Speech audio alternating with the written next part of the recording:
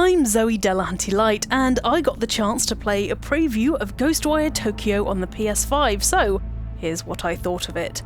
There's a lot to like about Tango Gameworks' action-adventure, but there are just as many things that just didn't sit right with me.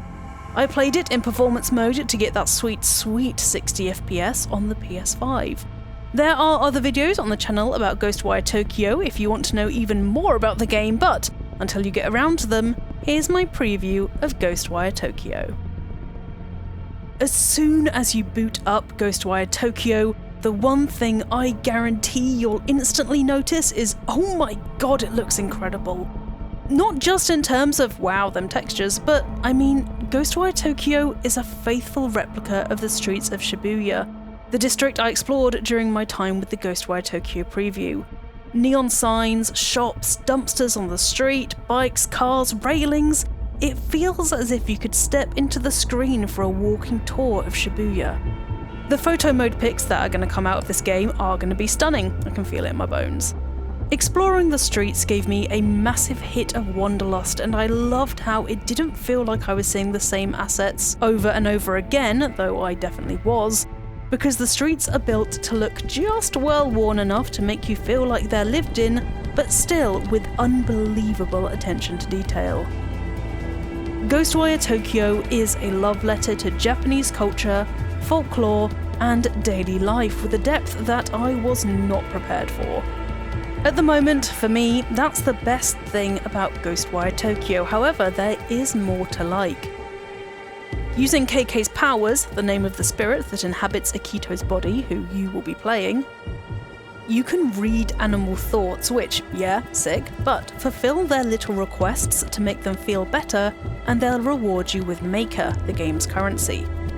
It takes that can you pet the dog trope just one step further, an admittedly small detail, but one which I enjoy.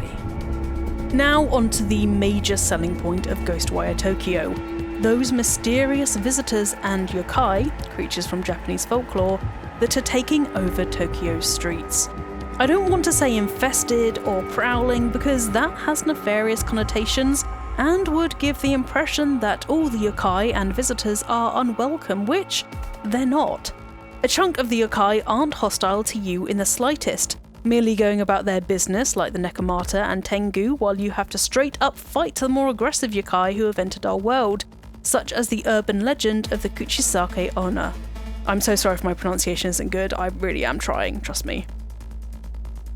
Non-human creatures as both allies and enemies is a refreshing take on folklore, and it's reminiscent of the Witcher's approach to creatures, and I can't get enough of it. For example, this tanuki sends you on what I assume is a collectible quest to find its friends who have disguised themselves as objects with adorable fluffy tails throughout Ghostwire Tokyo, plus bringing items to this benign Nekomata who will then dress up in some of them, or visiting Nekomata merchants in convenience stores. Other small details really sell the idea that the barrier between the worlds has been lifted. Forming seals to unlock doors and free spirits is different and makes you feel like you are conducting rituals through your thumbsticks, for example. Instant takedowns differ depending on which visitor you're performing them on, violent and vicious for these suited ones, but for this small child who screams to attract other visitors but is otherwise peaceful and kind of sweet, from afar that is, the takedown is gentle and caring because it's just a child that's lost its way. Big boys can't be taken down by a sneak takedown either, and I enjoy the detail that although you try to pull their core, which is essentially their heart, out of them, they foil your attempt due to their sheer mass. Okay, that leads me onto the stuff I didn't like about Ghostwire Tokyo. Combat is its major weak point at the moment. Granted, the more I played it, the more I did like the combat, but that was only because I started to exclusively sneak about to pull off those takedowns, which made it feel more challenging. Essentially, your hands are kind of magical guns, with a shield and bow on the side. Ethereal weaving, which is the magic I talked about, uses different elements like fire, water, and wind, but it's pretty basic. Wind is quick but weak, water does wide swaths of damage but again is kinda weak, and fire is like a shotgun blast.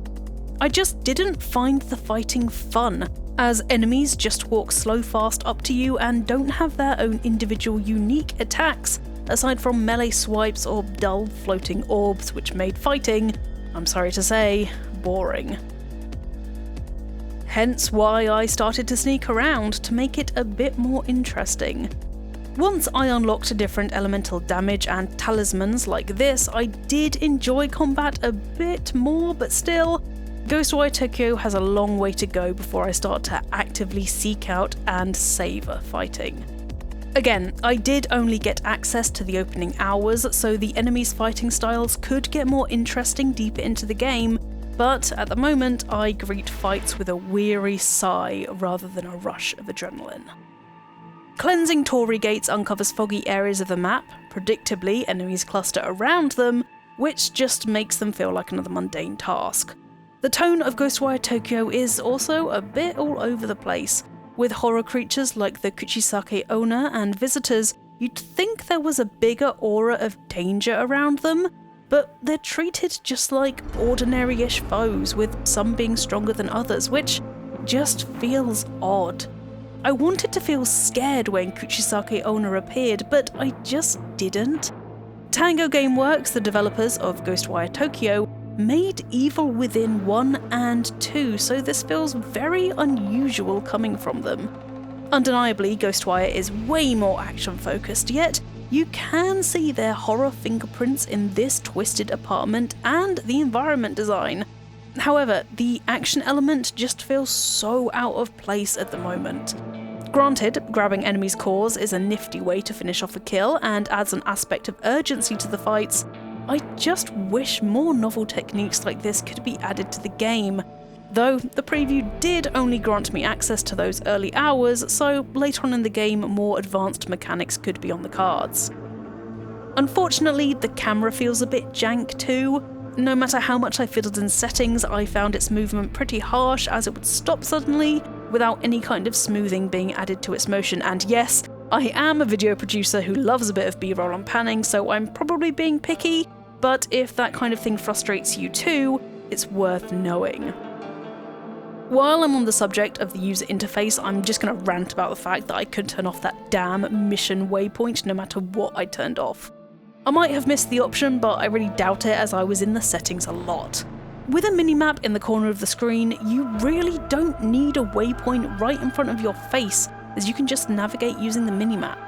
I find waypoints like that invasive, as they intrude on my gameplay experience, constantly reminding me I'm in a game instead of letting me enjoy the sights of Shibuya, and, as I mentioned before, there are so many sights to see. I have some other minor gripes with Ghostwire Tokyo 2. For the life of me, I couldn't figure out how to grapple a Tengu the first time I was prompted to do so, which was irritating and confusing. Some tutorials and the waypoint are really in your face, while others take longer to figure out, leading to the learning curve of Ghostwire Tokyo feeling uneven. So that's my impressions after spending time with Ghostwire Tokyo. As you'll have noticed, I'm more or less half and half on it at the moment, with the downsides by no means outweighing the good stuff, but it could honestly go either way when I get my hands on the whole game. Ghostwire Tokyo has a beautiful setting, attention to detail, and a clear love for Japanese culture, life, and folklore, but with such a heavy focus on subpar action combat, I couldn't avoid the stuff that really could do with some improvement.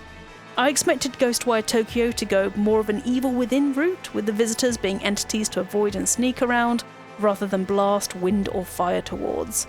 Currently, it feels like Ghostwire Tokyo is trying to find its feet in the action department. And that's my preview of Ghostwire Tokyo. What do you think of the game so far, and are you surprised by anything in it, like the action-focused combat, or is there anything else you want to know about it? Let me know in the comments below, and I'll do my best to answer your questions, as I'm still holding judgment on Ghostwire Tokyo until it's out in the wild in March 2022. If you enjoyed the video, thanks very much, and don't forget to like and subscribe to Eurogamer, as we have a new video out every single day. Now, I'm going to go and stroke my cat in lieu of a tanuki, so I'll see you next time.